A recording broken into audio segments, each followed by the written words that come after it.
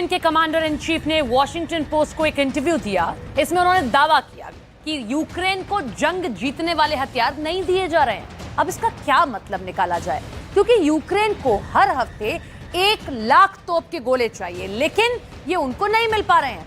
अब पुतिन की फोर्स इतनी खतरनाक हो चुकी है कि यूक्रेन के 1000 सैनिक हर हफ्ते मारे जा रहे हैं।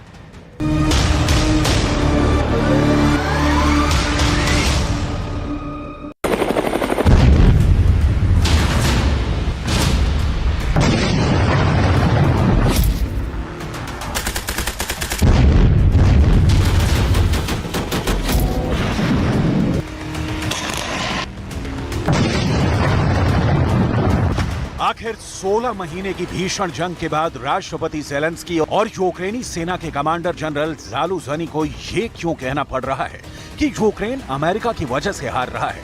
क्या वाकई में अमेरिका यूक्रेन को जंग जीतने वाले हथियार नहीं दे रहा है? मस्त पड़ा जनरल, खून से लथपथ यूक्रेन।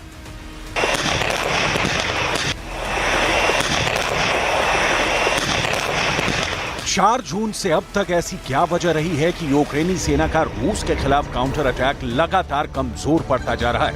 आखिर अमेरिका के टॉप जनरल मार्क मिले को ये क्यों कहना पड़ा कि यूक्रेन के काउंटर अटैक में सिर्फ खून ही खून है, जहां यूक्रेनी सेना को भारी नुकसान हो रहा है?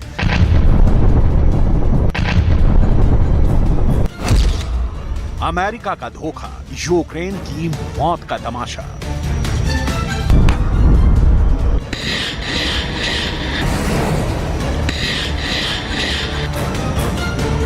पैंतालीस साल के ज़ेलेंस्की जिस वक्त यूक्रेन के जनरल और कमांडरों से युद्ध का अपडेट लेते हैं, तो यूक्रेनी जनरल और कमांडर ज़ेलेंस्की के सामने एक ही रोना रोते हैं कि रूस को हराने और खदेड़ने के लिए जो हथियार नाटो के 31 देशों ने मिलकर दिए हैं, उन हथियारों से यूक्रेन जंग नहीं जीत सकता है। हैरानी की बात तो यह है कि यूक्रेन को 600 तरह के घातक हथियार मिल चुके हैं, जो लगभग 15 लाख करोड़ की कीमत के हैं। लेकिन उसके बावजूद यूक्रेनी सेना के 49 साल के कमांडर इन चीफ जनरल ज़ालुझनी का साफ कहना है कि यूक्रेन को अभी वो हथियार नहीं मिले हैं जिसके दम पर रूस को हराया या खदेड़ा जा सके।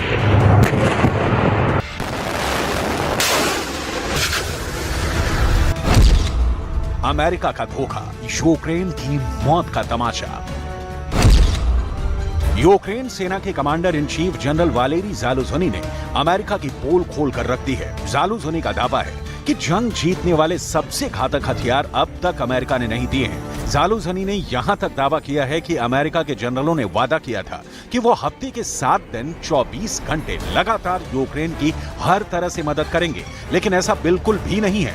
जनरल ज़ालुझनी के मुताबिक हर हफ्ते 1 लाख तोप के गोलों की जरूरत यूक्रेन की सेना को है, लेकिन 1 लाख गोले नहीं मिल रहे हैं, जिसकी वजह से 1000 यूक्रेनी सैनिक मारे जा रहे हैं। ज़ालुझनी का यहां तक दावा है कि यूक्रेन को अभी तक F-16 लड़ाकू विमानों के देने पर फाइनल फैसला नहीं लिया गया है, जिसकी वजह से काउंटर अटैक रूस के खिलाफ काफी धीमा चल रहा है। जनरल वालेरी ज़ालुझनी का यहां तक दावा है कि इसीलिए यूक्रेनी सेना को 500 मीटर यानी आधी किलोमीटर की दूरी पर कब्जा करने में काफी खून बहाना पड़ रहा है।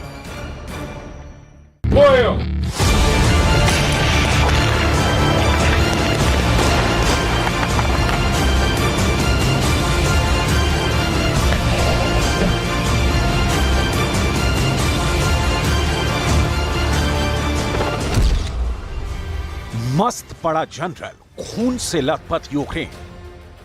Нашої розвідки, ГУР, зовнішньої розвідки, розвідки прикордонників, доповідь керівника СБУ. Дуже уважно аналізуємо кожен факт і будь-які перспективи по всім напрямкам.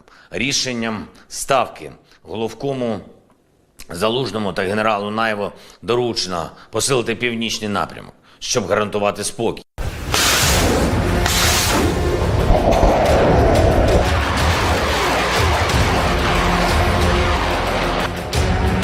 शायद सेकेंड वर्ल्ड वॉर के बाद ये ऐसा पहला युद्ध है जहां एक देश यानी रूस 81 देशों से जंग कर रहा है। नाटो के 31 और पश्चिम के 50 देश मिलकर इस वक्त यूक्रेन को अंधाधुंध हथियार देने में जुटे हैं।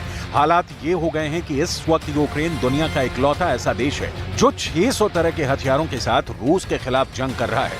यहाँ तक कि दुनिया की सबसे ज्यादा एंटी टैंक मिसाइलें भी इस वक्त यूक्रेन के पास पहुंच चुकी हैं। लेकिन हैरानी की बात यह है कि जो यूक्रेन दावा कर रहा है कि उसने रूस के 2,30,000 से ज्यादा सैनिकों को मार डाला है, वो यूक्रेन पूर्वी और दक्षिणी यूक्रेन से अब तक रूस को नहीं खदेड़ पाया है।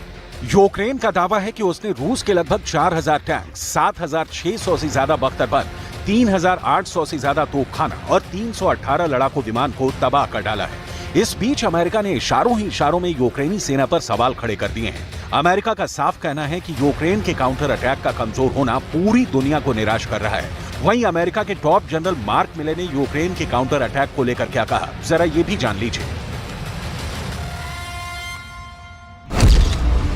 अमेरिका के जनरल मार्क मिले यूक्रेनी सेना को दी जाने वाले हथियारों पर निगरानी रख रहे हैं। मार्क मिले ही उस अमेरिकी टीम का प्रमुख हिस्सा है जो तय करती है कि यूक्रेन को कौन से और कितने हथियार देना चाहिए। जनरल मार्क मिले ने साफ कहा है कि यूक्रेन का काउंटर अटैक बेहद खूनी होने वाला है, जो काफी वक्त तक चलेगा। मार्क मिले कहना चाह रहे हैं कि यूक्रेन को अभी और ज्यादा खून बहाने की जरूरत पड़ेगी, क्योंकि पुतिन का रूस यूक्रेन के 5वें हिस्से पर कब्जा करना चाह रहा है। जनरल मार्क मिले ने वॉशिंगटन में नेशनल प्रेस क्लब को बताया कि यूक्रेन का जवाबी हमला लगातार आगे बढ़ रहा था। जानबूझकर बहुत कठिन इलाकों में जंग की जा रही है। यहाँ हर दिन 500 मीटर, 1000 मीटर और 2000 मीटर के इलाके पर कब्जे की जंगें हो रही हैं, जो बेहद खूनी हो चुकी हैं।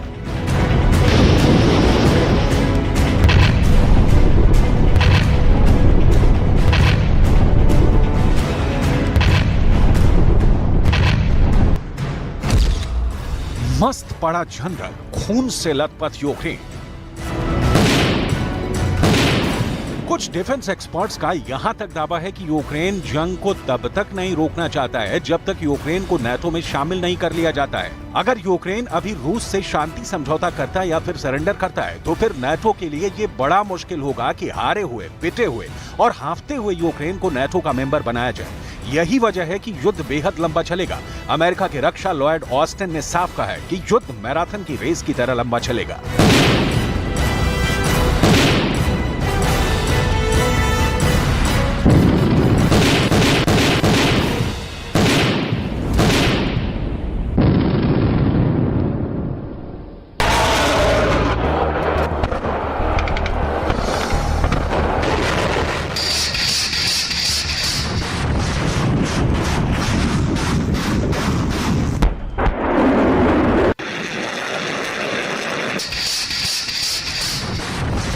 Ukraine's fight is a marathon and not a sprint. So we will continue to provide Ukraine with the urgent capabilities that it needs to meet this moment, as well as what it needs to keep itself secure for the long term from Russian aggression. And make no mistake, we will stand with Ukraine for the long haul. You can see that commitment in our ongoing security assistance to Ukraine. Last week, the United States announced a new package of more than $2 billion.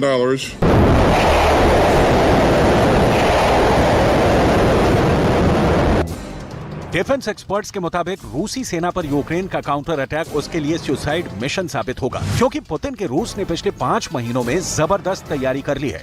इस वक्त हर महीने रूस लंबी दूरी की 70 से ज्यादा hypersonic मिसाइलें बना रहा है, जबकि रूस के पास रिजर्व में 7000 टैंक मौजूद हैं, जो यूक्रेन को पूरी तरह कुचलने के लिए काफी हैं। इसके अलावा सुखोई और मिग सीरीज के 700 से ज्यादा फाइटर जेट और बॉम्बर यूक्रेन के शहरों के चीथड़े उड़ा रहे हैं।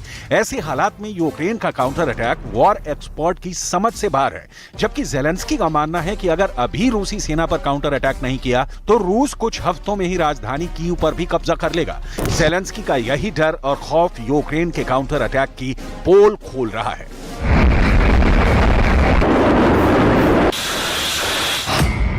अमेरिका का धोखा, यूक्रेन की मौत का तमाशा।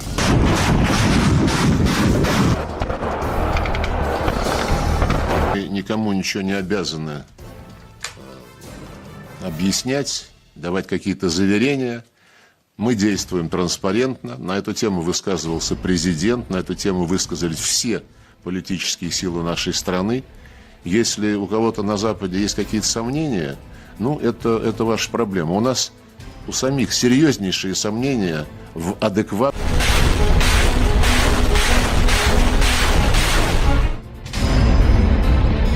आप इसी से अंदाजा लगा सकते हैं कि अमेरिका, फ्रांस, ब्रिटेन, जर्मनी जैसे 31 नेटो देशों से ट्रेनिंग लेकर आए। जो यूक्रेनी सैनिक इस वक्त रूस के खिलाफ काउंटर अटैक कर रहे हैं, वो बेहद धीमी रफ्तार से आगे बढ़ रहे हैं ताकि कम से कम यूक्रेनी सैनिक मारे जाएं। यूक्रेन की सेना अभी तक रूस की फर्स्ट डिफेंस लाइन को भी नहीं छू पाई है, जबकि ज़ेलेंस्की अभी भी दावा कर रहे हैं कि यूक्रेन का काउंटर अटैक रूस पर भारी पड़ रहा है। Фронт, Донеччина, Запоріжжя, наші воїни, наші передові позиції, напрямки активних дій на фронті. Сьогодні по всіх напрямках у наших воїнів було просування вперед, і це щасливий день. Я побажав хлопцям побільше таких днів. Був підрозділом Хортиці, які відзначились в битві за Бахмут, героїчно відзначились. Молодці воїни.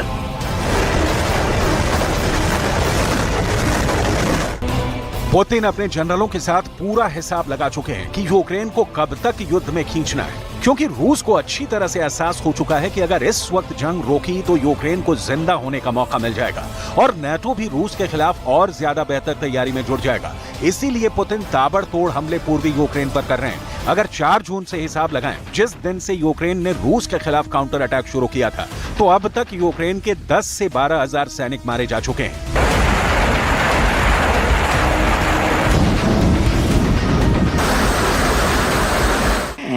Это не шутка, не ирония, понимаете? Ведь на пьедестал почета в качестве героев Украины возведены сегодня неонацисты, последующие Гитлера.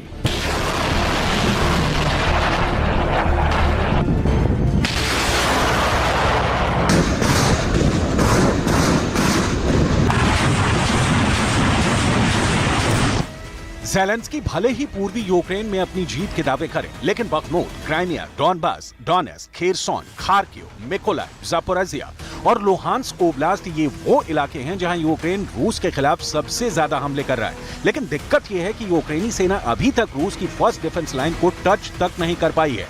इसीलिए अब कहा जाने लगा है कि 4 हफ्ते से चल रहा यूक्रेन का काउंटर अटैक फेल हो चुका है। इधर जिस तरह से यूक्रेन के जनरल ज़ालुझनी अमेरिका की पोल खोल रहे हैं, उससे साफ पता चलता है कि यूक्रेन अब हार की कगार पर पहुंच चुका है।